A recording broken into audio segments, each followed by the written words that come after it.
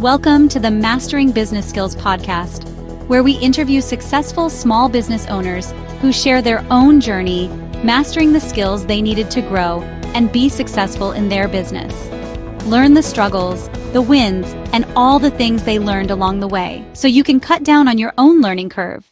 Welcome to Mastering Business Skills. Today we're talking to Stephanie Courtillier, Community Steward at Exchange. Stephanie helps leaders change their limiting beliefs by facilitating a powerful realignment with both their businesses and their higher selves. Welcome to the show, Stephanie. We're so glad to have you here. Thank you, Sharon and Aaron. It's a pleasure to be with both of you today. That's great. So tell us a little bit, I myself know, but tell us all a little bit about what you do and how you became a community steward for Exchange. Yeah, it's not a common title, huh? Because I got to kind of create my own. I would have gone with unicorn or something more playful, but no one would have any idea what I am. So I found Exchange is really kind of an operating system and a framework, but more than that, they're a community. And I actually fell upon Exchange back in 2018, when I was at the time running my own online membership community, which is how I got connected to Sharon, who was an incredible support for the immense amount of work for anyone who's running online memberships. I feel you. It's a lot. You need some incredible people like Aaron and Sharon in your court, because otherwise I don't know how you do it. But no, it was interesting because I was facilitating these groups. I would never have called myself a facilitator, nor did I even know that that was a career path or something you could do. I just knew I was gathering people and I would ask them questions, and we would have these incredible experiences inside of a container that I would host. And when I found Exchange, I remember walking through the door, and it was like a 5-day training at the time. And it was for the first time that I realized what I had been doing. One, I was very lucky that I was able to pull what I was doing off, because what I learned at Exchange was there's an actual framework and a training to design intentional questions. It's through the theory of appreciative inquiry, essentially. So it's how do we ask specific appreciative questions that allow for the wisdom of the group to be unlocked. And when I went through their training and I finally understood the kind of framework that they had, it was just like light bulbs for me. And so the experiences I was hosting prior felt like they were amplified by 10x as far as the value I was able to give to the individuals coming through my events and workshops. If you've ever been on Meetup and you find a cool workshop, you go, you kind of meet people. A lot of times it's like a speaker talking at you. You maybe network if you're lucky and you're extroverted and you talk to 3 or 4 people. You walk away from that experience maybe remembering one thing and then maybe having one connection, right? What I was really looking to do and what Exchange allows is, instead of making it about the speaker, it's the belief that the wisdom is in the room. So how do we create these intentional connections between the participants and allow them to be the teachers with and for each other? And it's just a complete kind of 180 shift to your typical quote unquote training and workshop. And so I fell upon Exchange and took their training, and it just completely changed, one, the way that I saw how I was gathering individuals. Exchange also allowed me a container and a space for me to have my own space and sense of community. And then through the years, they ended up having just this opportunity to be a steward of their community. And I raised my hand, and it's been a beautiful fit ever since. Yeah, I remember being around for part of that. So yeah, and that is one thing that you do excel at is community. So I think that's very much needed, especially nowadays. Mm-hmm. It is. And I find that it's even this concept of community is misunderstood, right? Especially because most of us would say I'm part of this community, or I joined this community. And it's like, but what does that really mean? Like, a lot of brands say they have communities, a lot of spaces. I have a Facebook page that has 70,000, that's my community, those 70,000 followers. Very different than being in a space that's a true community, right? So I think of community as, it's where a place where you're actively giving and receiving with each other. a lot of these other places have this kind of, again, a misconception of what it is to feel like you're in community. I think of like even old school, like just your neighborhood. Like, do you know your neighbors? Right. Do you hang out with each other on the weekends? Your book clubs, your teams, like back in the day when if anyone plays sports like that, you're consistently kind of coming back together in a space where I'm giving of something, but I'm also receiving of something. There's an exchange, there's an interaction pattern that's happening. Right. I think of community as it's not about the numbers to me. Community to me is the connection. And even if it's a small group, that's still a community to me because you're getting the interaction and the back and forth and just the support. That's what community means to me. Beautiful. And I know that in communities, you always have your leadership, because there's always got to be somebody who's taking that initiative first to get things moving. So can you talk to us a little bit about how to be a conscious leader in those instances? Well, it kind of ties into even this word steward, if I can tie it there. So I'll just start, like, when I got this role inside of Exchange, the typical role is a community manager, someone who's managing the space. Like, I'm in charge, this is my community, and this is what I'm doing. The reason I was very intentional with using the word steward is because in order to really have a sustainable, thriving community, everyone has to be the steward. And that's what one of the first things I loved when I took the role at Exchange was there was a very clear understanding from the team's perspective that, yes, Stephanie, you're going to, have the title and fill the role, but really it makes Exchange stand apart from any other community I've been a part of is not only is it the entire team's role to be a steward of the community, but it's the members are also raising their hand and stewarding the community. So again, that kind of action of the giving and receiving and supporting each other. Conscious leadership, as far as it ties into, for me, steward, it's like when we recognize that every single one of us is stewarding something, is leading something, like all of us are leaders. The definition of leadership for me is how much influence am I actually creating and having. All of us have an influence to some capacity or another. Walking down the street, I'm influencing the people that are around me with my presence, right? So I think it creates a sense of responsibility when we go out into the world, but more intentionally when we're in the spaces of community.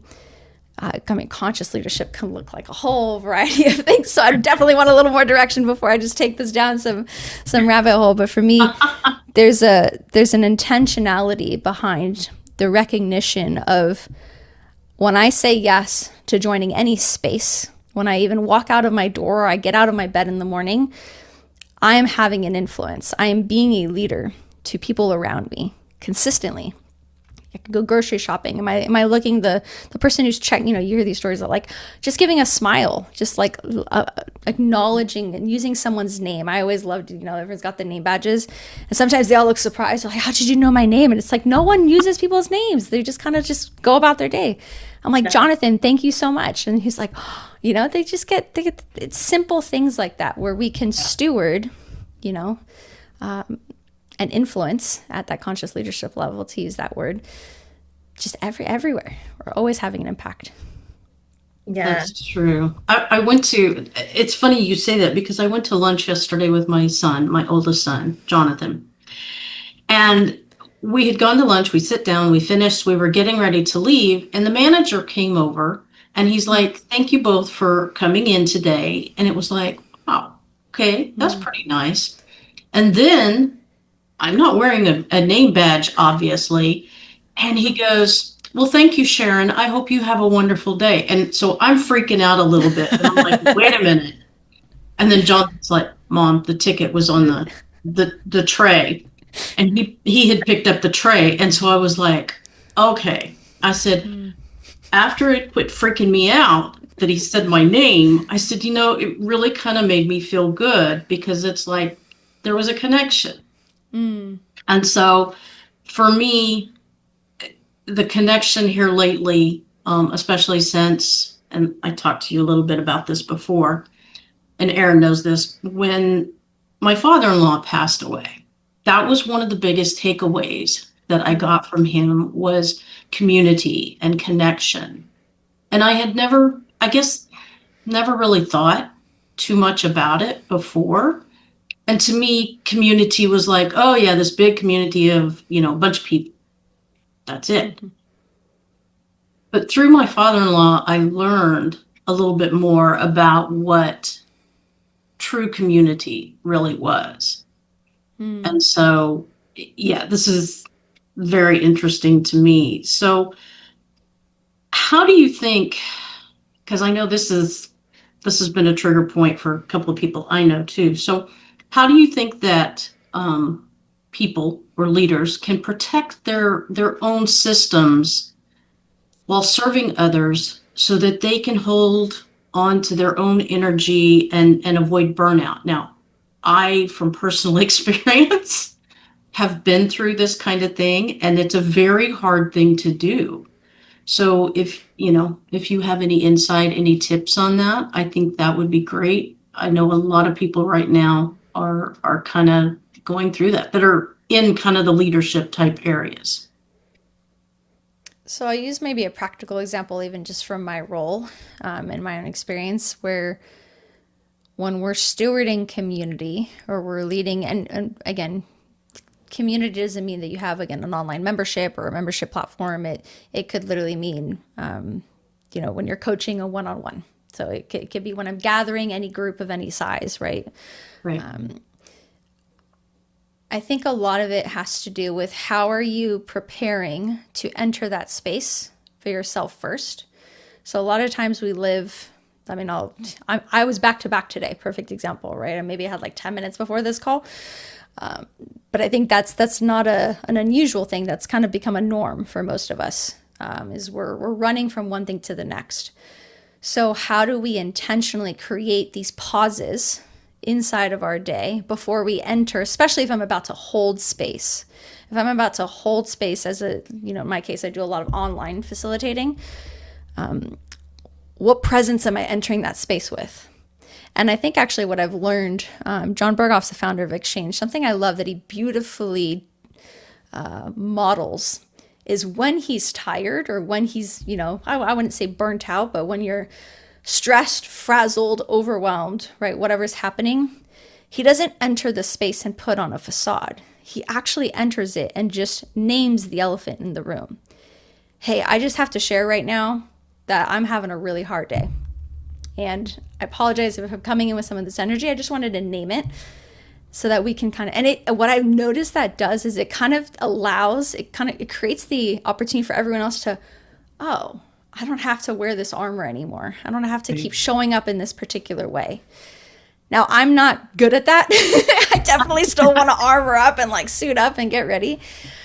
But there's, I think inside of community too, and it ties into this, it's like, how safe do I feel inside of this space? Yeah. But that safety starts with myself. So before I'm about to go hold everyone else's energy, am I even aware of what the energy I'm contributing to the space is? Mm-hmm. Right? Because in order for me to even disclaim, I'm pretty run down right now, you guys. Like I'm just want to honor how I'm entering into this space, as I'm feeling kind of run down, a bit tired, whatever it is. But by me naming it, I'm now claiming it, right? I'm now becoming aware of my own energy. And there's power to that. I think what happens is when we don't recognize, because what's burnout? It's like you're just continuously running at a certain speed with no pause to even become aware of how I feel. So for me, what that could look like on a practical level for anyone listening, it's if you're back to back and you just got a lot of things going on, it could be even if it's inside the meeting, taking a conscious breath, becoming aware of the tone of my voice, the pace of my voice. I tend to speak really fast. I'm always kind of in a more heightened state of energy. And I'm noticing how powerful for practice for me, who lives more of an anxious, kind of higher heightened state, it is to actually be more regulated and calm. I speak less, but when I speak, there's more wisdom and more insight that comes through. So there's simple little practices like this, as far as what is, in the essence of it is, what's the presence in which I'm showing up to hold this space and container with others? And then if and when It's not the presence I'm hoping for. Again, owning that state. And sometimes just speaking it out loud, I now feel that sense of responsibility to shift. And a lot of times it does. That builds that safety and that trust inside of a group where I'm not coming in with a mask on right now. Or if I did, I'm coming in and I'm actually in front of you, taking that mask off just to be my true self. And it gives you permission to do the same if you choose. That's great advice. Absolutely. I need to remember that more often. Me too. That's one thing I actually do practice fairly regularly is tuning into the energy and like what energy am I giving off in any situation, because that's, or if I notice the energy is coming back to me, it's usually a reflection of what I'm giving off. So if I'm giving off that like hyper, even with my grandkids, like if I'm in that hyper like ADHD state, they tend to be a little more in that same like reflecting it back to me, and I'm like, why are they running around in circles? Oh, because I personally am running around in circles, so. Right. I have more stories than you can count. The kids are the best mirrors for energy. Why is he so angry all the time? I'm like, oh, that's because I am. Like, I'm the thermostat, not the thermometer. Like, that's that little saying, right? Be the thermostat in the room so you can gauge your own temperature and not be reactive to everyone else's, but be the one who sets the temperature of the room. Yeah. Yes. I have a hard time remembering stuff like that when I get in that busy mode or just, jumping from one thing to the next. It's like I have to really stop and think about what my energy is. Well, to that point, I think like what that brings up for me, Sharon, is I remember when I was learning all these tools and resources, like I'm a recovering perfectionist. And so it's like, I wanted to do the 20-minute breathwork activity before the next call. And God dang it, I'm like, now I only have 10 minutes and I'm not going to get through my 20-minute breathwork. So it's all screwed. And it's right. Like it was like all or nothing. And what I've realized just through the years of having too many practices is like keeping it so ridiculously simple. Like as Erin's talking, as you're talking, can I sit here and take a mindful breath? Can I really tune in? I love how you said that, Erin, like just the energy, the space it's almost like what's happening between the words. Can I feel into what's being mirrored back to me right now? So it's almost like pick that one practice. And it could even just be kind of like standing up a little straighter, right? Like what's that one thing? For me, it's a breath. That's the one thing we can control that immediately creates nervous system regulation.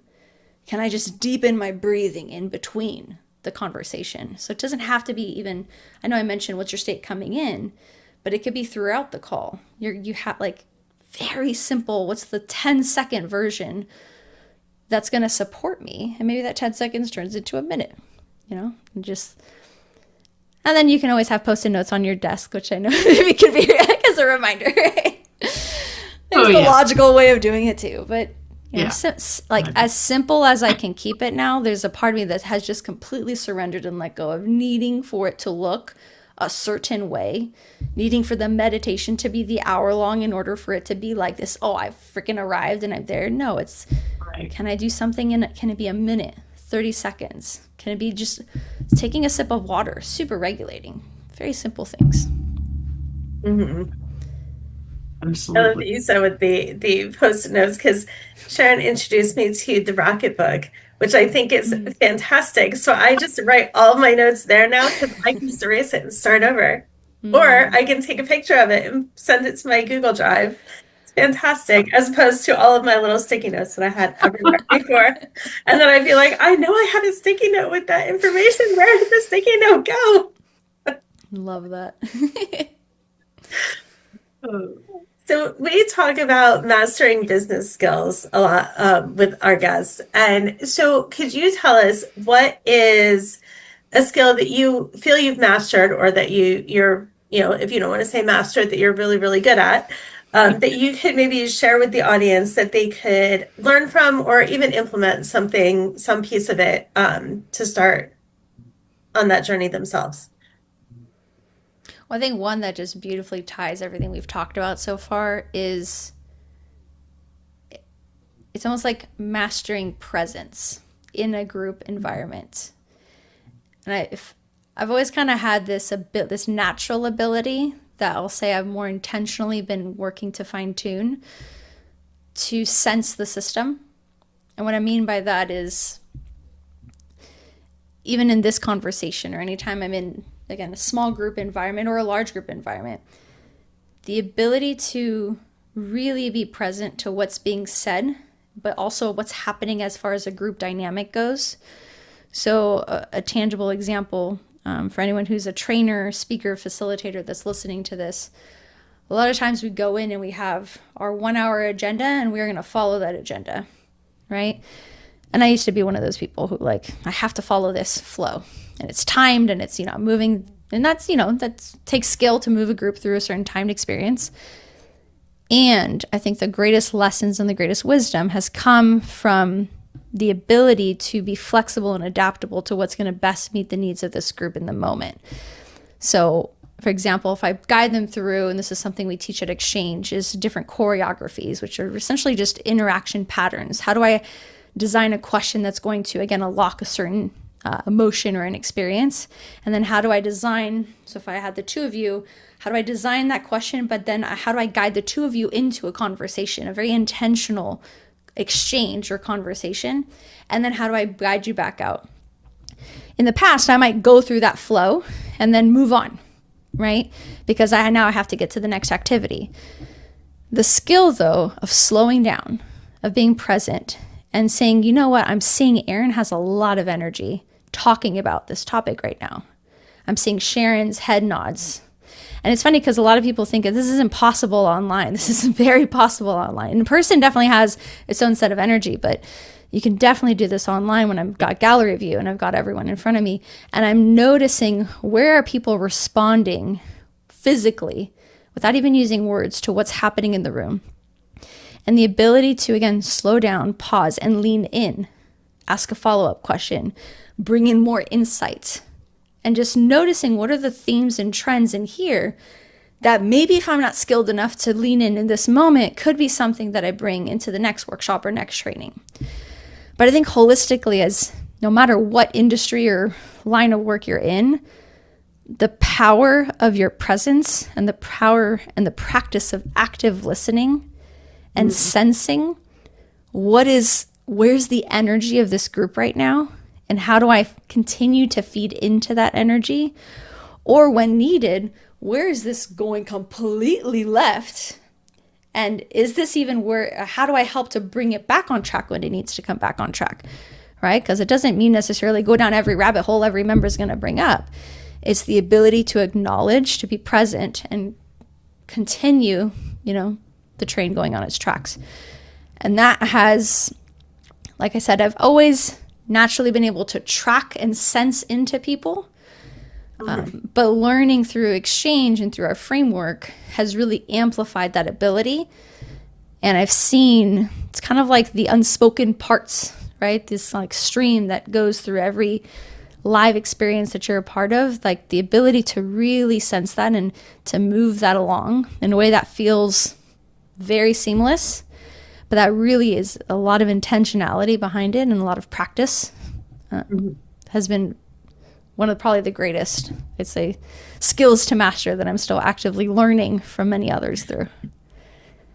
Do you find that you still kind of get away from it every once in a while and have to kind of rein yourself back in? And how often does that happen, if it does? Get away from it in what sense? Like want to keep the train on the tracks and let go of the go back to that perfectionist and not slow it down. Well, I think that's where the conscious leadership work ties in.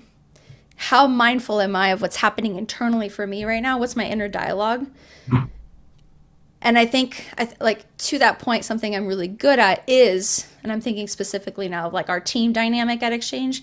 Sometimes the conversation, it's and you guys have probably been in conversations like this. It's the question was posed and we're going down this track, and then all of a sudden after 5 different opinions we're kind of having having way different conversations.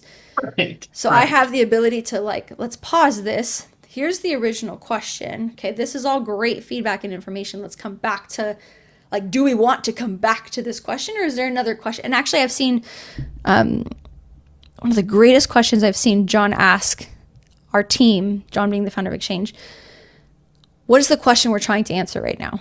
I think that question is so powerful when things get sidetracked and we move around. What's the question we're trying to answer right now? Go back to a question, go back to an inquiry. And it really makes you pause and go, okay, like what actually, it's a deeper way of asking what matters most to me right now. Right. But Erin, yeah, I mean, if anything, what I've noticed more is when I feel my own anxiety in a moment with a client, with a group, with whatever. Actually had a perfect example of this the other day. I was on with this gentleman who is a master. I have never met someone who has presence the way that this gentleman does. And the irony was I was intended to coach this individual on applying our exchange work. And I'm on with him and we're conversing, and nowhere am I getting to what's the challenge he has, or like, and I'm just, my mind is racing going, I have a job to do. I'm not doing my job. And it's like, I want to get you the coaching. And I keep kind of asking, like, what matters to you? I'm supposed to be doing this thing. And he's like, this conversation is all, it's like deep presence. I mean, like a spiritual, very spiritual present man, right? And there's a softer voice in me, like, this is exactly what is meant to happen. Like, you are exactly where you need to be. And I felt like I received a 10x. The irony is, like, I feel like I should have been paying him to like teach me about presence in this moment. So I think it's more the heightened awareness I now have internally of navigating my own inner conflict, and then asking what matters most in this moment. This person is clearly enjoying and receiving what they need to receive. It looks nothing like what I thought I was stepping into. Yeah. And a big part of me is receiving a lot, but I'm not allowing it because I had my own expectations and my own ways of being that I thought needed to be more important. So I ended up completely just surrendering to that conversation and going, all right, I'm going to be completely present, and I'm going to just, and we just, like, even a moment sat in silence, and it was beautiful. But had I kept, that inner voice and not learned to just, okay, let it go. So it's the kind of inner calibration, the balance. Yeah. So I know what's next for you, but tell me a little tell me a little bit about what is next for you. You know, when I read that question, Sharon, I had a good giggle, because it's like, I feel like when I was working with Sharon, I always had all the answers to what was next. This next 6 months were planned out, and we had an operating process and best practices, and everything was done and set. For those that are, to answer what Sharon's alluding to, is I'm pregnant with my second, and so I'm due in 5-ish weeks now. So that's definitely what's next. But it's funny because for the first time in my life, I'm really, so we'll say, struggling, but practicing to really embrace a big question mark of unknown. Yes, certain things are planned. Yes, certain things are somewhat mapped, but there are more question marks than there are answers right now. Mm-hmm. And again, I think that's part of the intentional universal design for where I'm at in my life at this phase and stage. Absolutely. I am sensing internally, when I had my son 4 years ago, and when I had him, I was broken in so many ways. Like, it was the first time in my life that I had to completely halt. As like a female business owner who was very much in her masculine, that was really difficult for me. So there's such an inner knowing. I'm having a girl this round, that I learned so much through that postpartum journey, through going back into business and work with my son, and being a mom, and all of the, like, the dynamic nature of who we are as women today. But there's an inner knowing that this next phase of my life, this next stage I'm about to enter into, is really going to be much slower, much more about embracing the inner feminine, which is the nurturer, which is even just finding the power in sensitivity, finding the power in the pause.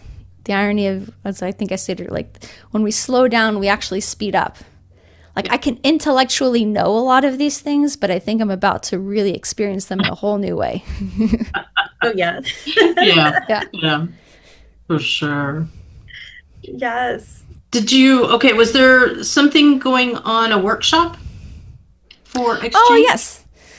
So more just if anyone's is there workshops or yeah, I mean, so anyone who's listening, if you have an interest in group work of any kind, you're already gathering individuals, or you want to learn a specific framework and way of bringing people together, and you really believe, again, this kind of very different perspective than what we see today in any kind of workshops and trainings where it's all about, we joke, it's the sage on the stage. Well, we talk about being the guide on the side. I think that was the biggest transformation for me was I don't have to have all the answers when I'm bringing people together. I actually just need to be really good at asking questions and allowing them to come up with the solutions. So if that's of interest to you, if you have a belief system that kind of leads you into that direction, or you're just curious and want to learn what it's like to really experience community and or even just the spirit of community, and you want to bring that into your work, exchange, it's called the exchange approach. And we have, I think it's monthly, sometimes a few times a month. So we have a few of them coming up. So at whatever point that you're listening to this episode, you can go, and I think you guys will drop we'll get a link to you, but that page kind of just constantly updates with the different workshops we have. And it's just a free, I think it's 2 hours, and you just get it's one thing to talk about it, but you actually get a taste of the orange. I could describe the orange to you right now, but until you actually experience it and taste it, it's very different. So come in, check it out, see if it's for you, and maybe I'll see you inside the community one day soon. Yeah, but they're amazing. They really are. Thanks. Nice. I'll have to check it out. I have not, this is the first time I've heard of them, so yeah. Perfect. Look forward to connecting then. Yeah. So thank you so much, Stephanie, for coming on today and sharing this time with us, and sharing with our audience all that you have. I feel like you slowed me down even during this call. So and I love that you do everything so intentionally and just with a purpose behind it. Because you do give off fantastic energy too. So, and Absolutely. To everybody listening, we hope you tune in next time, and we hope that you reach out and join Stephanie on one of the exchange calls. Thank you. Thank you all. Thank you, Stephanie.